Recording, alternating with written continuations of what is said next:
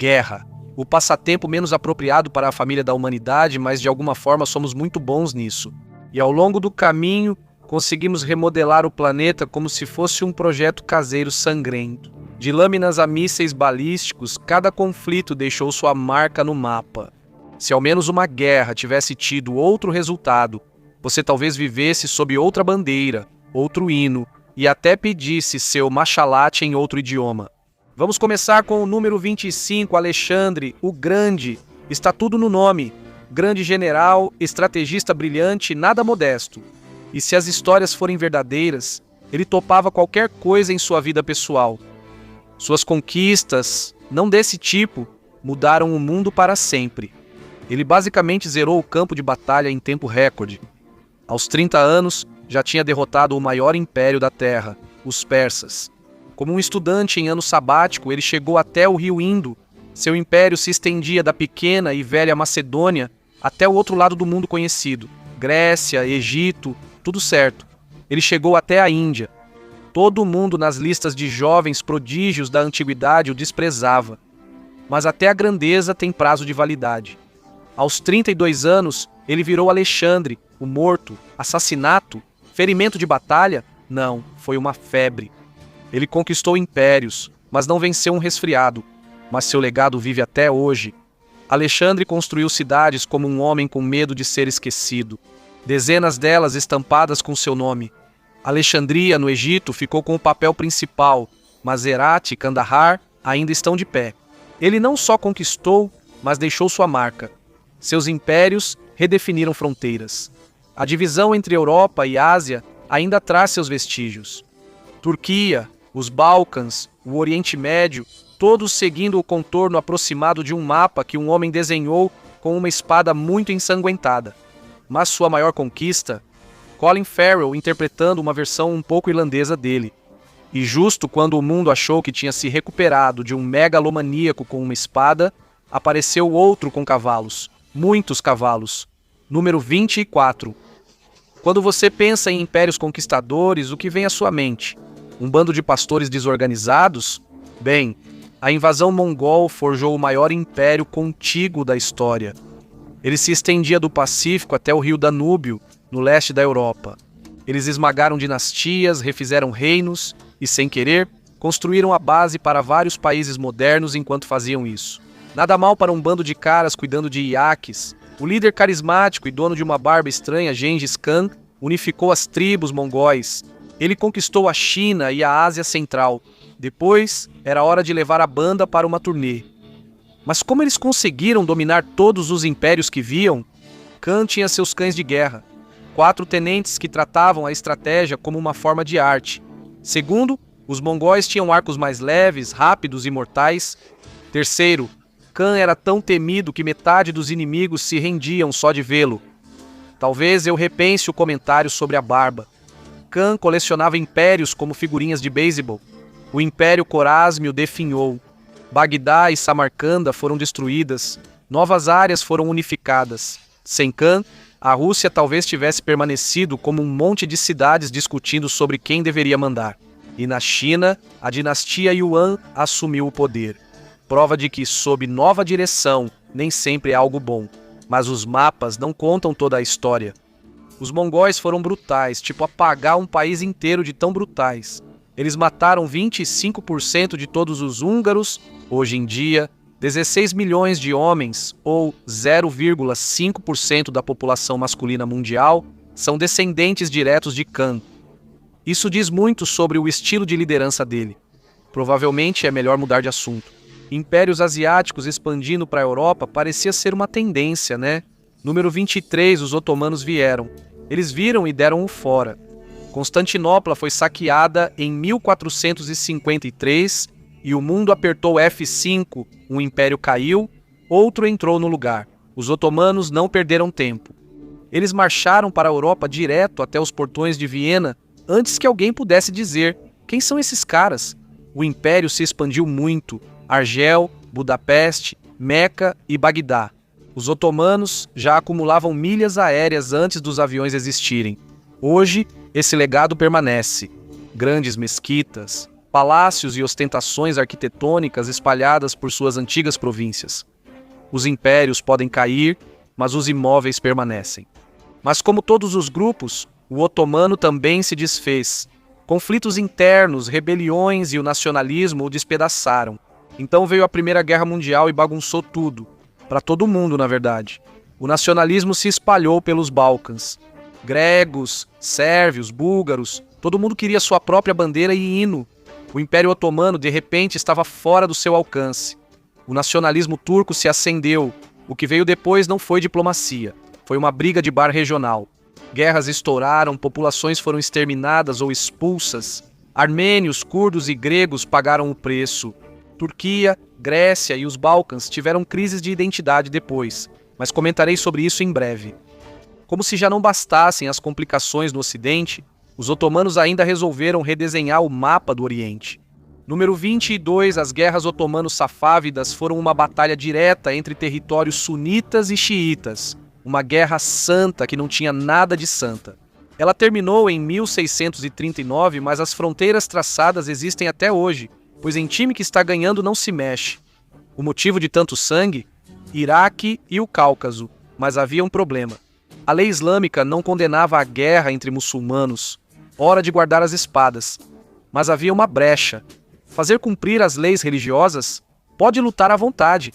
Então, seguindo a grande tradição de governantes desesperados por uma briga, o sultão otomano Selim I simplesmente chamou o chá safávida Ismail de herege, o que, em termos de insultos, nem é dos piores.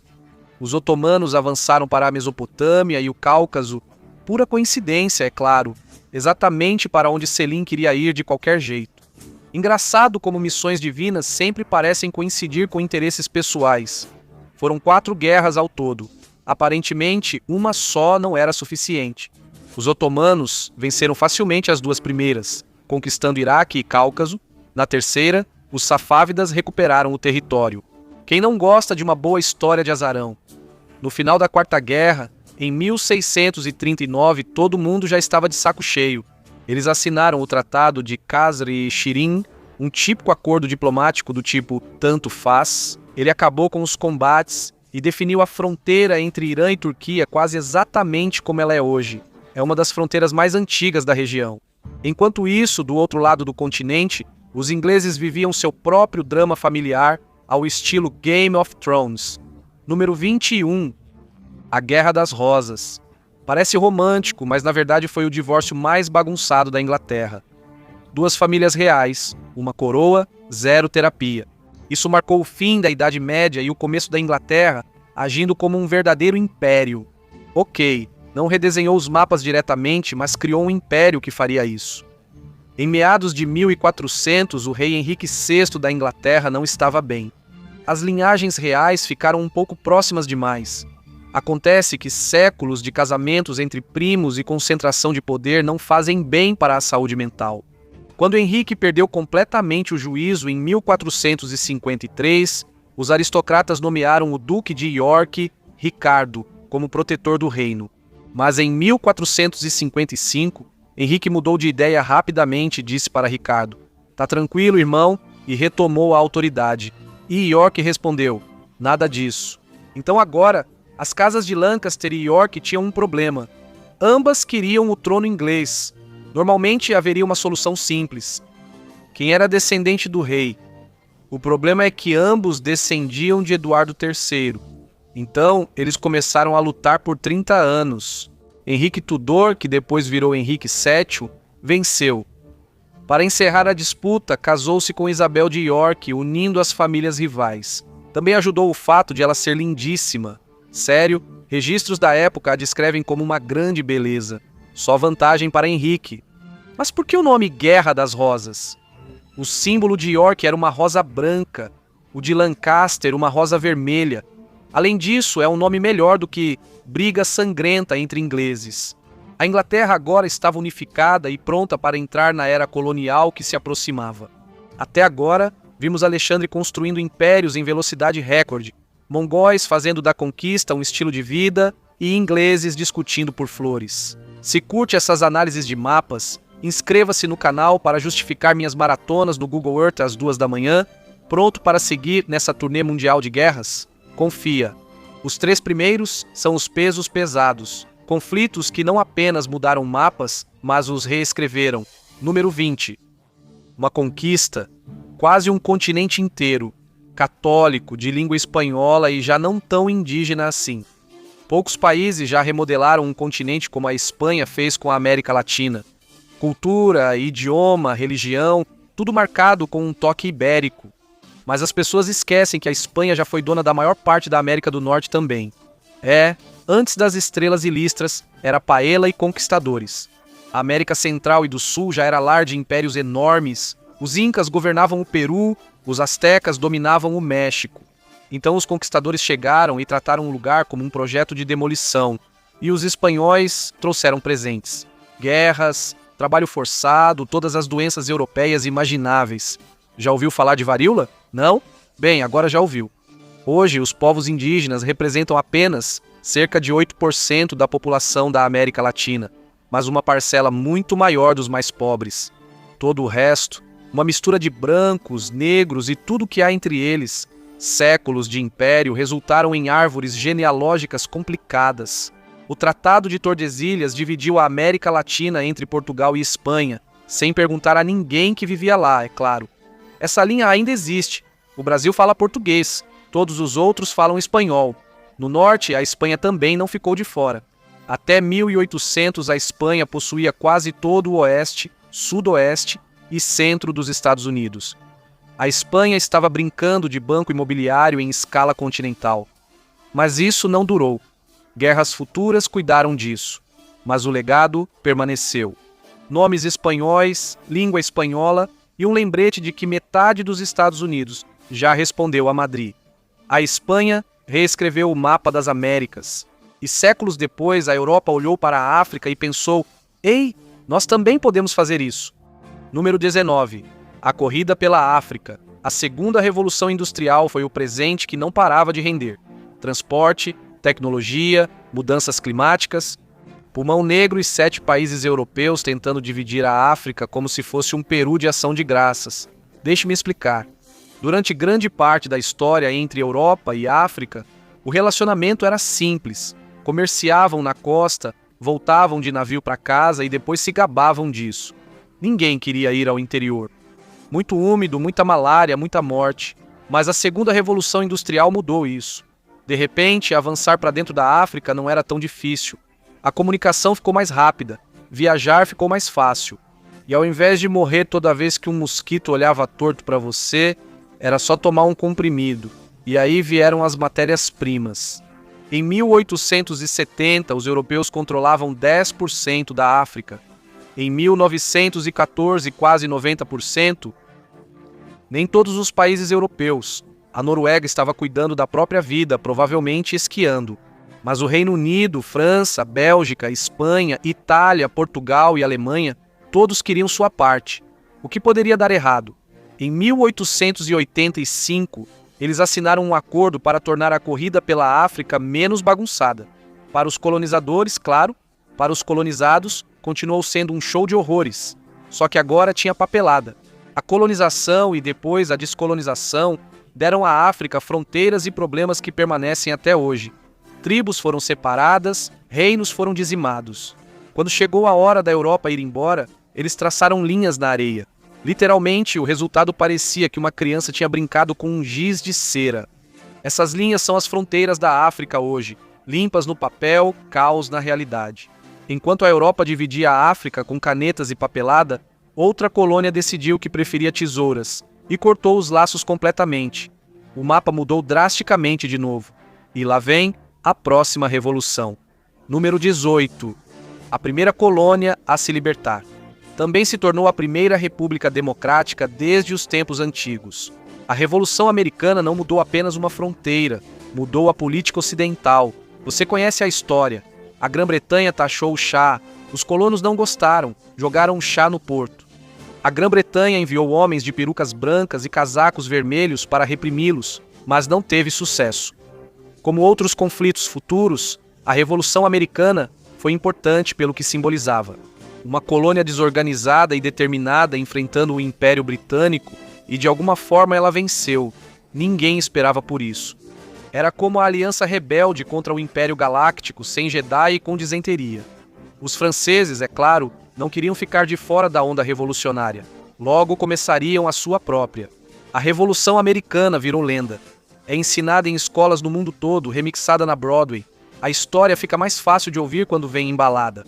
A Revolução criou os Estados Unidos, um país novinho em folha, construído sobre liberdade, ambição e uma leve hipocrisia. Ela avançou para o oeste, expandindo-se de costa a costa, e, ironicamente, acabou construindo seu próprio tipo de império, especialmente sobre a América Latina. Número 17. A Revolução Haitiana foi um grande marco, o primeiro país fundado por ex-escravos. Mas, no verdadeiro estilo europeu, as letras miúdas da independência ajudaram a arruinar o Haiti por séculos. Na véspera da revolta, os africanos escravizados superavam os europeus em mais de 15 para um só. Essa matemática já indicava que isso não terminaria bem. Em maio de 1791, a França concedeu cidadania às pessoas ricas de descendência mista. Os europeus na ilha reagiram como crianças que foram mandadas dividir seus brinquedos. Eles ignoraram. Esse chilique acendeu o pavio. Africanos escravizados viram sua chance e começaram a agir. A França entrou em pânico. Em 1793, eles enviaram um comissário para acalmar as coisas. A solução dele? Acabar com a escravidão completamente. Alguns anos depois, Toussaint Louverture assumiu o controle da ilha. Ele prometeu lealdade à França, depois mandou um "só que não" e manteve o poder mesmo assim. Então, Napoleão disse bonjour. Ele enviou seu cunhado, General Leclerc, para restaurar a ordem. Leclerc e Louverture concordaram com uma trégua. A França imediatamente o prendeu e executou. Pegadinha reversa. E isso não caiu nada bem com os generais de Louverture. A França restabeleceu a escravidão e os generais não aguentaram mais. Eles partiram para a briga. Em 1804 eles venceram e o Haiti nasceu. A Europa reagiu com horror. Liberdade para ex-escravizados, direitos humanos, dá para imaginar? 20 anos depois, a França reconheceu a independência do Haiti. Em troca de 100 milhões de francos, nada diz "parabéns por escapar da escravidão", como uma dívida que você nunca vai conseguir pagar. Essa dívida prejudicou o Haiti por gerações. Ainda assim, a colônia caribenha foi a primeira a se libertar, e os vizinhos notaram, principalmente onde os escravizados já eram maioria e a matemática parecia promissora. Começava a Era das Revoltas. Os impérios só não sabiam disso ainda. Mas vamos ficar com Napoleão por enquanto. Número 16. Por causa de um rei baixinho, um império de 1000 anos seria derrubado. A Europa e os Estados Unidos nunca mais seriam os mesmos. Napoleão Bonaparte não concordava com essa história de Revolução Francesa. Ele pulou toda a parte das decapitações e colocou a si mesmo no comando. Depois, ele entrou em guerra com quase toda a Europa, às vezes com todos ao mesmo tempo. Era como se visse o continente como seu quadro de metas. E como toda boa guerra europeia, ela não ficou restrita à região. O caos se espalhou para as colônias. Após fracassar em reprimir a Revolução do Haiti, Napoleão viu a Louisiana francesa como mais interessante. Ele podia conquistar a Europa, mas não vencia mosquitos e o calor. Então ele autorizou a compra da Louisiana em 1803, que literalmente dobrou o tamanho dos Estados Unidos. As guerras na Europa destruíram o Sacro Império Romano Germânico. 1000 anos desapareceram da noite para o dia. Ele se fragmentou em estados menores, alguns dos quais mais tarde formariam a Alemanha. Napoleão também varreu a Itália, colocando os pequenos estados da bota da Europa sob o seu salto. As guerras até deram origem ao Reino dos Países Baixos. Depois, perdeu a Bélgica em uma separação muito educada. A maioria dos países europeus modernos existe porque Napoleão não conseguia ficar parado. Então veio a Rússia. Ele invadiu, e aconteceu exatamente como sempre acontece com invasões à Rússia. Mal. O Tratado de Viena encerrou as guerras em 1815. A Europa redefiniu suas fronteiras para evitar que qualquer país se tornasse poderoso demais outra vez. Foi como colocar crianças pequenas em cantos separados e torcer para que se comportassem. E funcionou por um tempo. Beleza, vimos a Espanha remodelar 2 continentes, a Europa dividir outro e os americanos iniciarem uma onda de liberdade. e o mapa mundi ainda vai mudar bastante. Ainda há muitos conflitos complicados para abordar. Número 15. No século XIX, a América Latina se cansou. Começou a reagir. Uma a uma, as colônias se revoltaram contra a Espanha e Portugal. É por isso que hoje temos Brasil, Argentina e Colômbia. Uma guerra desencadeou outra. Napoleão forçou o rei Carlos IV da Espanha a abdicar, iniciando a Guerra Peninsular. Enquanto a Espanha buscava sua liberdade, suas colônias captaram a mensagem. Eles tinham visto as revoluções francesa e americana e ficaram com medo de ficar de fora. Era hora de entrar na onda da revolução. Um homem liderou o movimento, Simón Bolívar. Ele não se cansava de independência. O cara transformou isso na identidade dele. Bolívar libertou o vice-reino de Nova Granada, que abrangia partes da Colômbia, Equador, Panamá e sua terra natal, Venezuela. Ainda insatisfeito, ele foi para o sul em 1825 e libertou a Bolívia também. Os habitantes locais ficaram tão impressionados que deram ao país o nome dele. É assim que você sabe que deixou uma marca. Infelizmente, o sonho de Bolívar não durou. Ele queria que as novas nações permanecessem unidas, uma grande família do tipo "não nos invadam" para manter a Espanha afastada. De 1819 a 1831 eles tentaram. A Gran Colômbia nasceu. Era um superestado, abrangendo Colômbia, Venezuela, Equador, Panamá e partes do Peru, Guiana e Brasil. Após a morte de Bolívar em 1830, tudo desmoronou rapidamente. Manter a independência mostrou-se mais difícil do que conquistá-la. Nessa época, o Império Espanhol já era história. E quem entrou no vácuo de poder foi a Inglaterra. Não que a Inglaterra tenha feito tudo certo também, mas antes de eu falar sobre isso. Número 14. A unificação da Alemanha é uma verdadeira aula de: se você não conseguir na primeira vez, tente novamente. Ducados e estados de língua alemã existiram por séculos, mas eles não eram realmente unificados. O Sacro Império Romano era como o grupo de bate-papo da Europa. Muitos membros, nenhum administrador e nada nunca era resolvido. No século XIX, Prússia e Áustria-Hungria eram os pesos pesados da região, e eles adoravam uma confusão. Disputavam os outros estados de língua alemã, como pais divorciados disputando a guarda dos filhos. Em 1815, o Congresso de Viena criou a Confederação Germânica, 39 estados sob a liderança austríaca.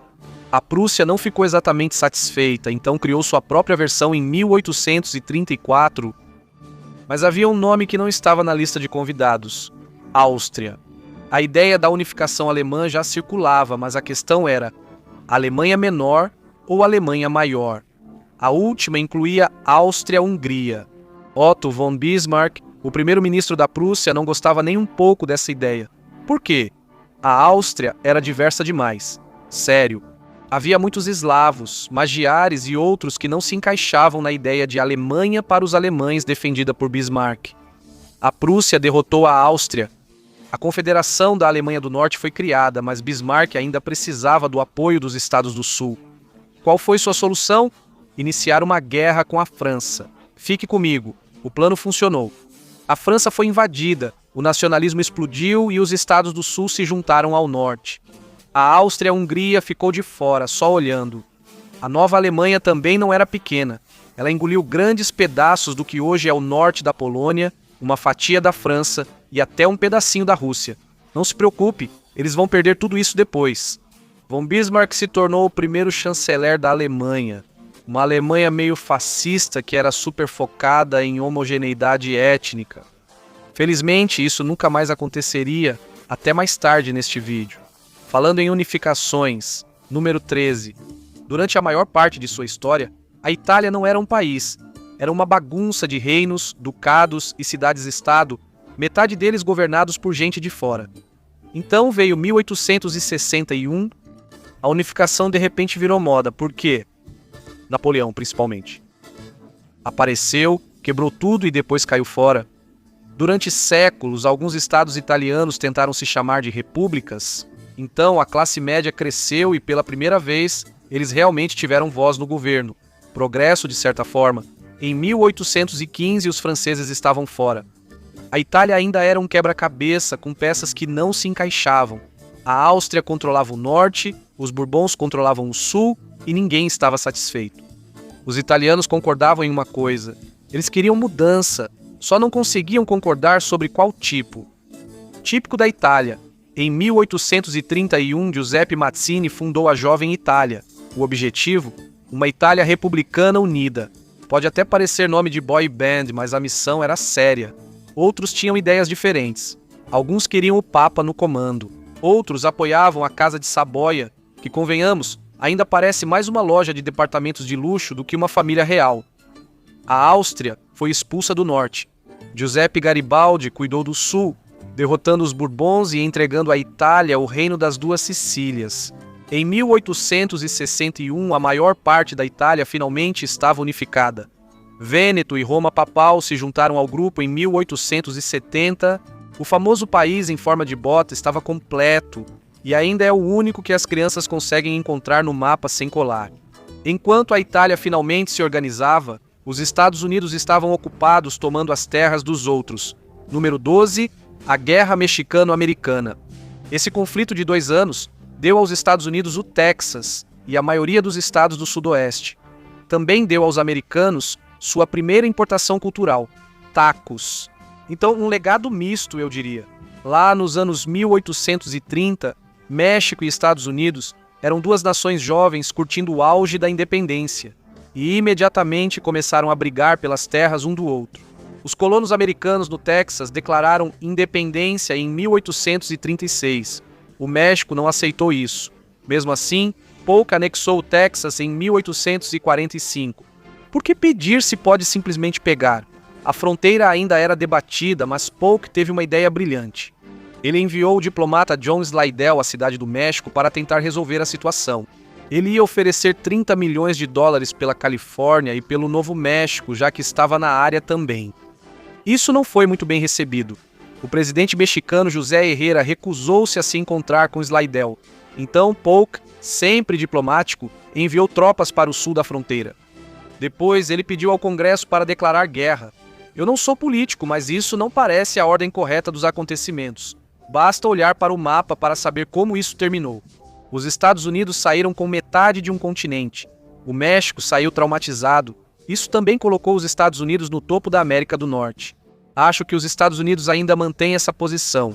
Se estiver vendo isso em 2200, um salve para os novos senhores robôs. Curta e inscreva-se. Falando em anexações agressivas, número 11, as guerras sino-japonesas coincidiram com um projeto paralelo que você talvez conheça. A Segunda Guerra Mundial. Se achou o Japão agressivo com a Europa, espere para ver o que fez com seus vizinhos.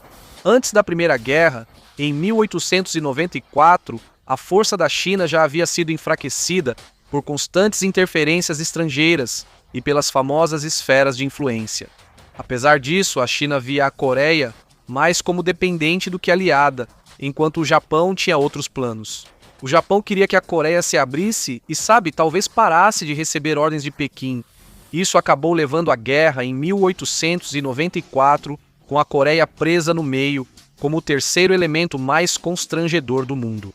Todo mundo esperava uma vitória da China, mas o Japão tinha uma surpresa do tipo: olha quem está moderno e militarizado agora. Em menos de um ano, eles derrotaram o enorme exército chinês como se não fosse nada. A guerra terminou com a China sendo forçada a reconhecer a independência da Coreia, entregar Taiwan e a península de Liaodong. E eles também tiveram que pagar uma montanha de dinheiro ao Japão.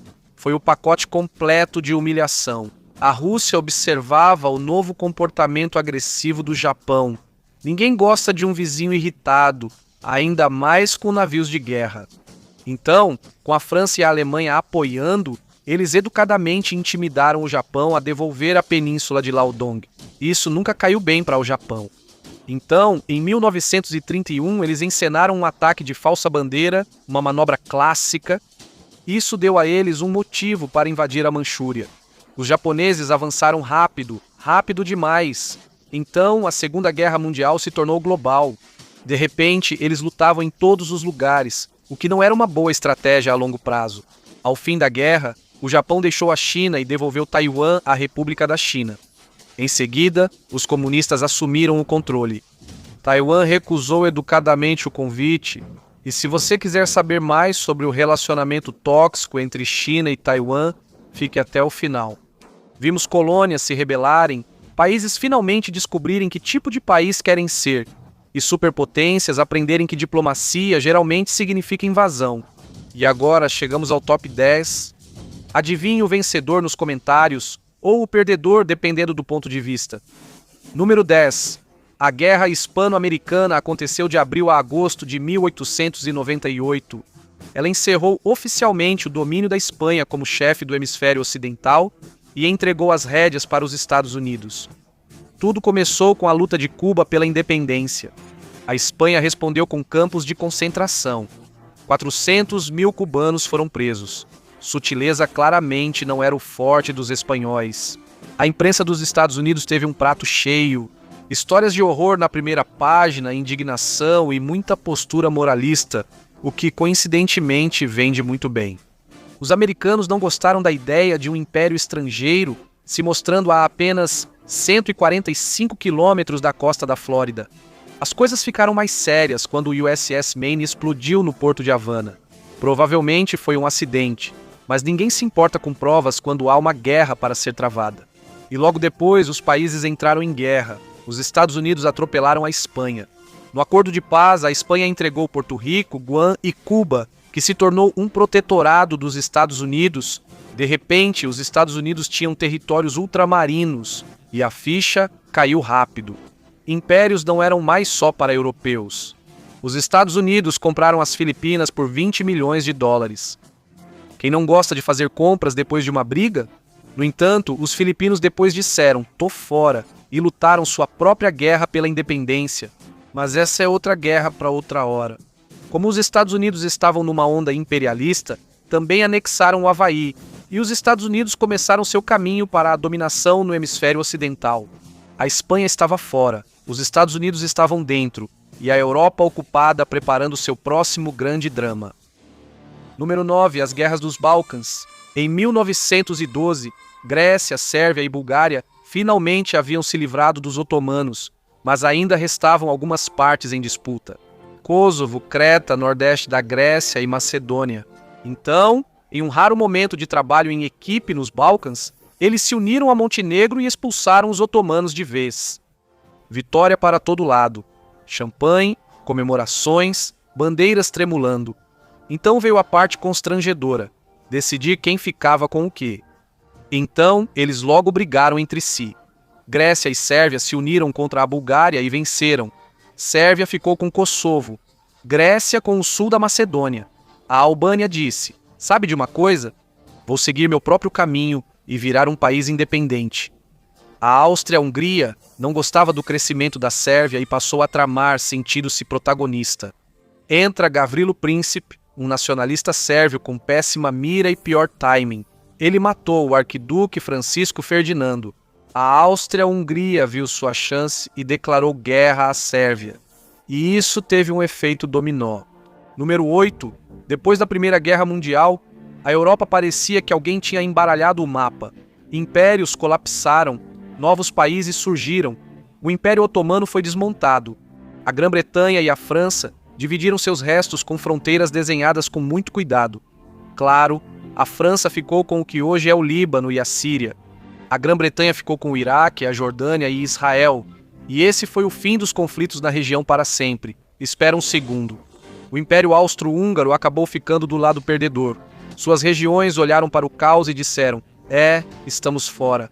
Isso significou que Hungria, Tchecoslováquia e Iugoslávia seguiram sozinhas. A Romênia saiu ganhando. A Polônia ressurgiu como um país independente, costurada a partir de pedaços da Alemanha, Áustria, Hungria e Rússia, um verdadeiro Frankenstein geopolítico. E a Rússia, ocupada lidando com aquele pequeno contratempo chamado Revolução Comunista. Enquanto ela se distraía, Estônia, Letônia e Lituânia escaparam, mas não por muito tempo. Basicamente, uma grande parte das atuais fronteiras europeias e do Oriente Médio foi formada por causa da Primeira Guerra Mundial, mas então chegou a hora da continuação. E essa foi maior, mais barulhenta e muito mais bagunçada. Número 7. Em 1938, a Europa achou que poderia acalmar Hitler, dando a ele parte da Tchecoslováquia. Em 1939, a União Soviética assinou um pacto de "nós definitivamente não vamos invadir um ao outro" com a Alemanha. Ambas as decisões deram super certo. Por cerca de um ano, tudo parecia bem, a menos que você morasse em um país próximo deles. Em setembro de 1939, Hitler invadiu o oeste da Polônia. 2 semanas depois, os soviéticos tomaram o leste. Foi um mês difícil para os poloneses. Depois, voltaram-se para o norte. Eles encenaram eleições livres nos estados bálticos, onde os eleitores podiam escolher entre o candidato soviético e o outro candidato soviético. Sem surpresa, 95% votaram sim, logo depois que o resto foi executado. Eles também tomaram uma pequena parte da Finlândia só para garantir. Em uma reviravolta chocante que ninguém esperava, a Alemanha invadiu a URSS. Então, os soviéticos trocaram de lado no meio da guerra. Em 1945, os aliados estavam exaustos demais para discutir, e a URSS pôde ficar com a maior parte das terras que havia libertado. A Polônia foi deslocada para o oeste, ganhando terras da Alemanha. Boa notícia, mas perdeu pedaços para a União Soviética. Má notícia. Os estados bálticos ficaram sob domínio soviético por 40 anos, e com o leste da Romênia e o que sobrou do norte da Prússia Oriental, a URSS saiu maior do que nunca. Nada como uma guerra mundial para expandir seu portfólio imobiliário, e estava tudo pronto para a esfera de influência comunista da URSS contra o Ocidente. Mas antes de eu chegar às guerras por procuração da Guerra Fria número 6, em mais um episódio de Os Britânicos Desenham Fronteiras e Todo Mundo Paga por Isso para Sempre, eu apresento a vocês Índia e Paquistão. A Índia buscava independência há mais de um século, mas após a Segunda Guerra Mundial, a Grã-Bretanha estava exausta, com muitas colônias e pouca energia. Era hora de deixar o império e voltar para casa, mas havia um problema nisso. A Índia não era exatamente unificada. Hindus, muçulmanos e sikhs queriam versões diferentes do novo país, e as discussões se arrastaram, até que o líder da Liga Muçulmana, Muhammad Ali Jinnah, basicamente desistiu de tudo e criou o Paquistão, no meio da discussão. Os britânicos, percebendo que o desastre estava chegando, dividiram a região em 1947, Índia de maioria hindu e Paquistão de maioria muçulmana. Parece simples, como cortar um bolo se o bolo tivesse formato de país e estivesse pegando fogo. O Paquistão foi dividido em leste e oeste, o que mais tarde se tornou Bangladesh, e milhões de pessoas de repente se viram do lado errado da fronteira. Foi a maior e mais caótica troca de populações da história. Até mesmo os estados semi-independentes tiveram que escolher um lado, Índia ou Paquistão. A maioria escolheu, Caxemira não. E quase 70 anos depois, ainda é o caso de status complicado mais duradouro do mundo. Vimos impérios caírem, fronteiras romperem e a Grã-Bretanha deixar burocracia e trauma por onde passou. E de alguma forma, a maior bagunça do mundo ainda estava por vir. Pronto para os 5 principais conflitos que mudaram o mapa mundi? Número 5. A Guerra da Coreia dividiu a península em 2. Um lado se tornou uma das nações mais ricas e avançadas tecnologicamente do planeta. O outro, seja lá o que Kim Jong-un está fazendo com a Coreia do Norte.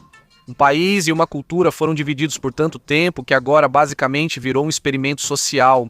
Norte-coreanos e sul-coreanos têm mais que sotaques diferentes. Vivem realidades distintas. K-beauty contra cortes de cabelo impostos pelo Estado. K-pop versus os maiores sucessos de Kim Jong-un de... Bem, falo disso depois. A Guerra da Coreia foi uma das várias guerras por procuração da Guerra Fria. Quando os Estados Unidos e a URSS não podiam lutar diretamente um contra o outro, eles usavam outros países como peças de xadrez, exceto que todo mundo continuava virando o tabuleiro. Então, em junho de 1950, a Coreia do Norte decidiu que compartilhar era superestimado. Invadiu o Sul com aprovação soviética. Os Estados Unidos entraram para defender seu parceiro. Os exércitos foram empurrados para cima e para baixo na península tantas vezes que parecia que alguém estava travando a guerra. A ONU interveio, mandou todo mundo se comportar e enviou tropas. Coreia do Norte e aliados soviéticos foram empurrados para o norte. Após 3 milhões de mortes, os países concordaram em ser divididos no paralelo 38. Você deve estar pensando, como isso mudou o mapa? Bem, a Coreia só foi dividida em 1945. E essa divisão era para ser temporária. Era para ser. Mas a Guerra da Coreia a tornou permanente. Dois países, dois sistemas políticos, duas realidades completamente diferentes. Um lado construiu microchips e K-pop, o outro construiu mísseis e murais. A Península Coreana foi dividida, novas fronteiras foram criadas, e os Estados Unidos estava procurando sua próxima intervenção. Número 4. Após a Segunda Guerra Mundial, o nacionalista vietnamita Ho Chi Minh declarou independência. O Vietnã ficou livre por uns 5 minutos. O país foi dividido no paralelo 17 Norte e Sul, como um divórcio em que os dois lados ficaram com a casa. O Norte era comunista, disciplinado e pobre. O Sul era tecnicamente democrático, mas na verdade só mais uma ditadura com melhor relações públicas. Os Estados Unidos estavam de boa com isso. Naturalmente, Ho Chi Minh não ficou satisfeito com a situação. O Norte armou os comunistas do Vietcong no Sul, que faziam guerra de guerrilha. Depois, para ganhar pontos extras, o Vietnã do Norte invadiu o Laos em 58 e 59. Ora, por que arruinar só um país quando você pode arruinar dois? Os Estados Unidos começaram a entrar em pânico. O Vietnã do Norte podia difundir o comunismo na Ásia. Naquele período, combater o comunismo era quase a principal marca dos Estados Unidos, que por isso apoiaram o Vietnã do Sul. O Norte recebeu ajuda da União Soviética e da China, o que significa que os Estados Unidos e a URSS lutariam sem lutar diretamente. De novo, todo mundo esperava uma vitória fácil dos Estados Unidos, exército grande, tecnologia avançada, ego enorme, mas o Norte conhecia o terreno, as selvas, os túneis, a umidade. Eles usaram táticas de guerrilha, nada de campos de batalha enormes, nada de vitórias limpas, só emboscadas, armadilhas e um pesadelo lento e sufocante. Os Estados Unidos se retiraram em 1973. Em 2 anos, Saigon caiu. Foi renomeada para a cidade de Ho Chi Minh, só para ninguém ficar confuso sobre quem venceu. O Vietnã foi unificado sob um governo comunista.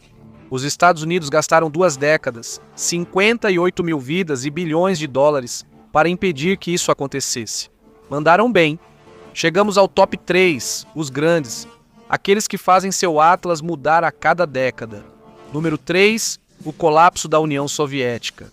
A União Soviética foi uma potência global de 1922 a 1991, mas no final, as coisas estavam bem instáveis.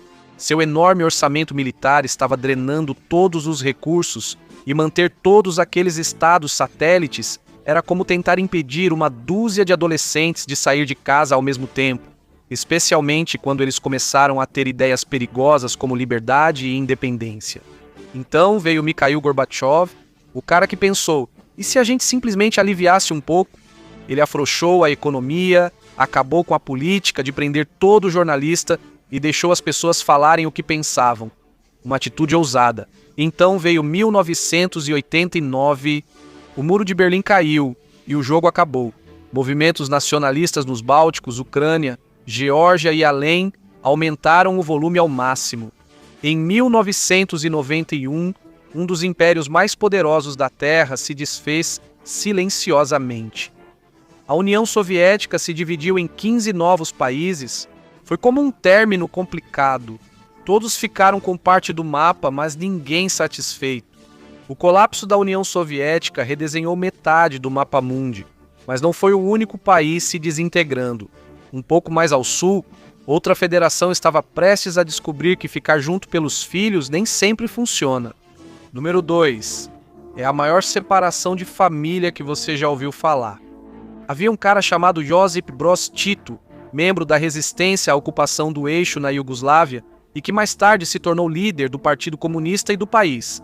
Ele liderou o país por 35 anos e governantes que fazem isso podem se tornar um pouco fascistas. O legado de Tito é bem complicado. Ele liderou com firmeza, impulsionou a economia iugoslava e garantiu à maioria um padrão de vida decente. Mas grupos como os albaneses não tiveram tanta sorte, especialmente se opunham a ele. Ainda assim, ele conseguiu algo notável. Ele manteve a Iugoslávia neutra durante a Guerra Fria, com um partido comunista que não ficou do lado de Stalin, e Stalin levou isso para o lado pessoal. Ele tentou assassinar Tito várias vezes. Tito acabou mandando um bilhete para ele que dizia: "Pare de mandar pessoas para me matar. Já capturamos 5 deles. Se você não parar, vou mandar um para Moscou. E não vou precisar mandar outro. Ameaçar a vida de alguém e ainda tirar sarro da qualidade dos assassinos deles. Isso é ouro puro. Mas as rachaduras logo começaram a aparecer. A Bósnia era em sua maioria muçulmana, a Croácia católica e a Sérvia ortodoxa. Era como o jantar de família mais constrangedor de todos. Manter os Balcãs unidos era um desafio de nível olímpico. Quando Tito morreu em 1980, a cola foi embora com ele. A unidade da Iugoslávia ficou frágil. Em 1991, a Eslovênia e a Croácia disseram: estamos fora. A Sérvia não lidou bem com isso. Eles disseram que só protegiam minorias sérvias na Croácia e Bósnia, que é o jeito clássico de dizer: estamos invadindo vocês agora. Por fim, a Macedônia do Norte, a Bósnia e Herzegovina e a Sérvia também seguiram seus próprios caminhos. Montenegro se separou da Sérvia em 2006, os Balcãs modernos surgiram dos destroços, um mapa costurado com as emendas ainda aparentes. Chegamos ao primeiro lugar, a maior mudança no mapa da Era Moderna, aquele que não apenas redesenhou fronteiras, mas incendiou o mundo inteiro. Número 1. A Guerra do Iraque e suas consequências. Mais uma vez, invadir um país para enfiar a democracia goela abaixo deu tão certo quanto da última vez. Não que alguém tenha aprendido alguma coisa. A invasão do Iraque em 2003 foi lançada por causa do 11 de setembro, sem relação, mas os Estados Unidos insistiram que Saddam Hussein escondia armas de destruição em massa, o que não era verdade. Então, os Estados Unidos foi à guerra nos campos de petróleo. O regime de Hussein caiu rapidamente, mas os Estados Unidos permaneceram até 2011 tempo suficiente para transformar missão cumprida em piada. A guerra global ao terror foi declarada encerrada, mas então o ISIS apareceu como um convidado indesejado na festa que ainda trouxe explosivos. A guerra do Iraque não mudou fronteiras, ela as apagou. De repente havia espaços em branco onde antes existiam países. Toda a região virou um livro de aventuras, onde você escolhe o caminho para grupos armados, ISIS, milícias e qualquer um com uma bandeira e um AK-47. O que veio depois da guerra do Iraque foi pura instabilidade. A guerra civil síria explodiu. O Talibã fez o retorno mais rápido da história lá no Afeganistão. E grupos militantes começaram a colecionar territórios como se fossem NFTs, inúteis, voláteis e de alguma forma ainda valiosos para alguém. O resultado não foi um novo mapa. Era um quebra-cabeça com metade das peças faltando. Os mapas podem mudar, mas o passatempo favorito da humanidade não mudou. Talvez um dia a gente fique sem fronteiras para brigar. Obrigado por acompanhar hoje. Espero que tenha gostado do vídeo. Se quiser ver mais vídeos como este, inscreva-se e ative as notificações. Isso faz diferença. Obrigado novamente e até a próxima no MapPack.